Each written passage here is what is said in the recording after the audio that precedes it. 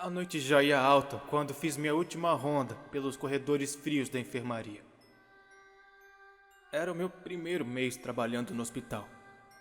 E apesar do ambiente impessoal, eu me esforçava para me acostumar. Os turnos eram longos, cansativos e de vez em quando perturbadores.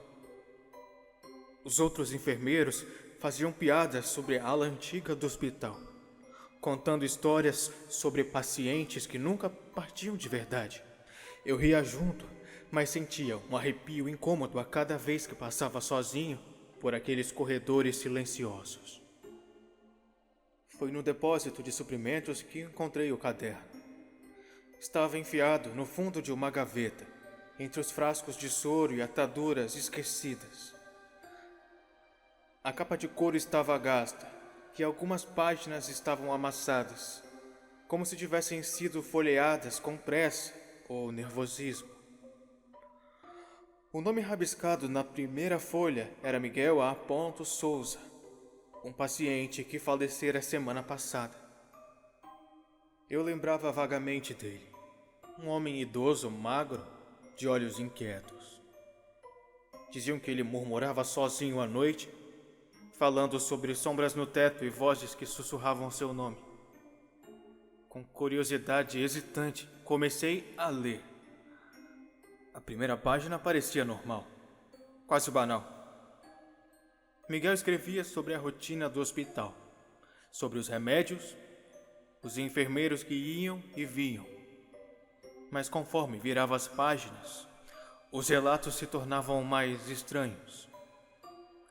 Ele falava de alguém que ficava parado no canto do quarto à noite, apenas observando. Dizia que às vezes acordava e via um vulto sentado em sua cama, respirando pesadamente. Outras vezes ele ouvia o seu nome sendo chamado no meio da madrugada, sempre vindo da direção da enfermaria vazia. Um calafrio percorreu minha espinha. Olhei ao redor, sentindo de repente que não estava tão sozinho quanto imaginava. O corredor do depósito parecia mais escuro do que antes, o silêncio mais espesso. Um barulho seco soou ao longe, como um pé arrastando pelo chão encerado. Prendi a respiração. Talvez apenas a minha imaginação sendo influenciada pelas palavras de um morto. Mas então, a luz acima de mim piscou 2 vezes e se apagou por completo. No breu repentino, ouvi algo, um sussurro fraco, rouco, quase imperceptível. Gustavo. O caderno escorregou das minhas mãos. Meu coração disparou, o corpo travado no lugar por um medo irracional. Mas antes que eu pudesse mergulhar completamente no pânico, uma luz fraca se acendeu mais à frente no corredor e uma voz familiar ressoou de novo, dessa vez mais clara. Gustavo, tô indo embora. Não vou ficar para fazer hora extra hoje. Cuida bem dos pacientes, viu?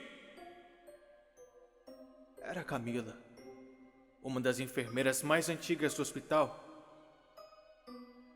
Ela passou pela porta entreaberta e me laçou um olhar curioso ao me ver ali parado, como um idiota no escuro. Forcei um riso, disfarçando o tremor nas mãos. Ah, claro! Boa noite, Camila. Ela acenou e seguiu para o vestiário, deixando-me novamente sozinho. Respirei fundo, tentando me acalmar, mas algo ainda não parecia certo. Eu tinha certeza do que ouvi antes dela falar. Aquele primeiro sussurro. Não era a voz dela. Sacudi a cabeça, tentando afastar a sensação de incômodo, e resolvi verificar o prontuário dos pacientes. A maioria dos leitos estava desocupada, exceto pelo último quarto no final do corredor. Lá dentro, uma senhora muito idosa repousava, envolta em cobertores gastos. A luz do monitor cardíaco pulsava suavemente, emitindo um bip ritmado que preenchia o silêncio. Aproximei-me devagar, sentindo um estranho aperto no peito. Dona Antônia, está acordada?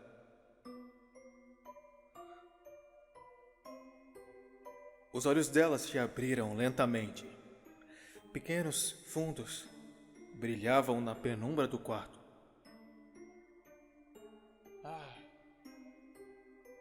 Você não é o outro moço.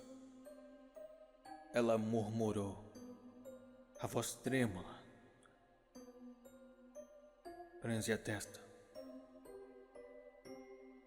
Que outro moço?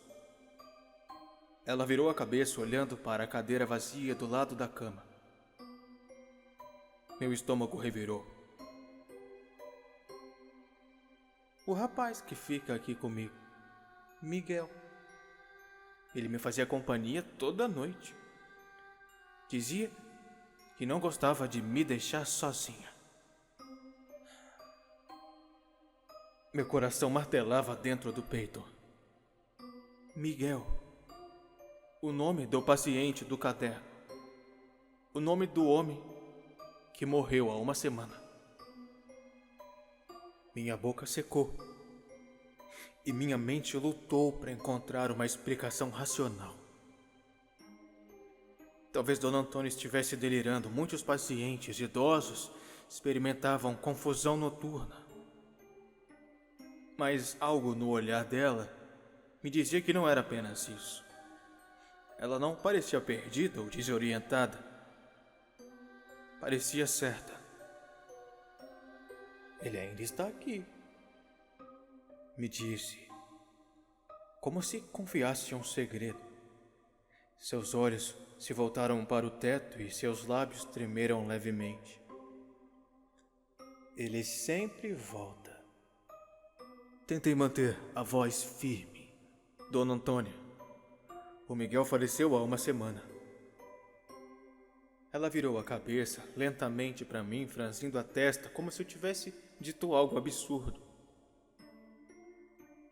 Eu sei. Simplesmente respondeu. Mas ele ainda está aqui. O bip do monitor cardíaco soou mais alto no silêncio pesado. Uma sensação de pressão encheu o quarto, como se o ar estivesse mais denso. Olhei para a cadeira do lado da cama vazia e imóvel, mas uma parte de mim que não queria admitir, sentia que alguém deveria estar ali. E então um som. Um farfalhar suave, como o tecido de um lençol sendo puxado. Meus olhos saltaram para as cobertas de Dona Antônia. Elas pareciam se mover. Um vinco na manta deslizou levemente como se alguém tivesse acabado de se levantar. O pavor agarrou meu peito. Dona Antônia, você viu ele agora? Minha voz saiu mais baixa do que eu pretendia. Ela sorriu, um sorriso frágil e gentil. Ele nunca vai embora de verdade, querido. A luz do quarto piscou e naquele instante eu senti um hálito morno bem atrás da minha orelha, meu nome sussurrado num fio de voz. Gustavo. Com um brusco movimento, olhei para os lados, tentando encontrar uma fonte para o som. O corredor continuava imperturbável. Não havia ninguém. Nada. Mas então o som se repetiu, dessa vez mais forte, mais claro. Gustavo! Gustavo! Gustavo! Gustavo! Gustavo!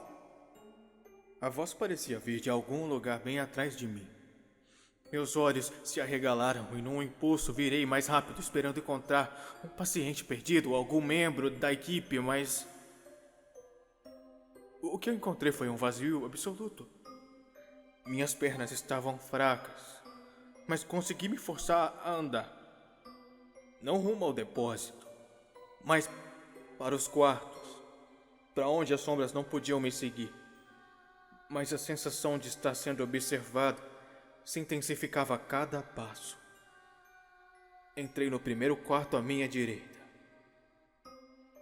o de uma paciente chamada Beatriz, que estava com dificuldades respiratórias.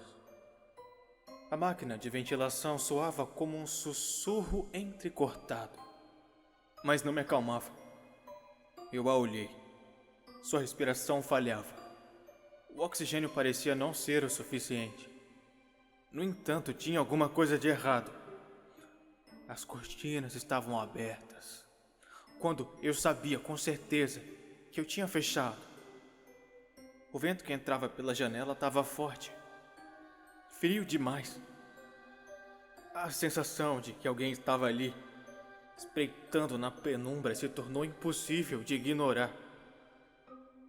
Eu sentia que o olhar de Beatriz, geralmente vazio e despretensioso, desinteressado, agora me observava de uma forma mais intensa.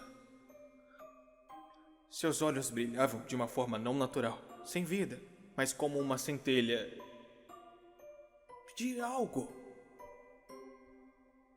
Eles vão me levar. Ela disse em um tom sem emoção. Suas palavras foram um choque, como um sinal de alerta no fundo da minha mente. Quem? Perguntei, voz falhando. O mesmo que vem atrás de você. Ele quer que você veja. Ela murmurou, sua respiração acelerando enquanto ela se encolhia na cama. O medo se instalou com força e o arrepio percorreu a minha espinha mais uma vez. Algo estava se aproximando de mim. Uma presença, aquela mesma sombra, aquela mesma entidade que se alimentava do medo, que se escondia nas frestas do hospital, aquela que parecia não ter nome, mas que sabia quem eu era. Eu tinha que sair dali, o mais rápido possível. Corri pelo corredor, ignorando as portas fechadas, o som das máquinas, a sensação crescente de que algo estava me observando a cada canto. Cheguei até o elevador e pressionei o botão com força. Ele desceu lentamente, como se o próprio edifício estivesse hesitante em me deixar escapar. O som da porta se abrindo foi um alívio momentâneo, mas não durou muito. Quando eu entrei, a luz do elevador falhou. E uma presença gelada tomou conta do ambiente. A voz sussurrou novamente, agora mais forte, mais nítida, direto ao meu ouvido. Gustavo, você não vai sair tão fácil. E então tudo escureceu.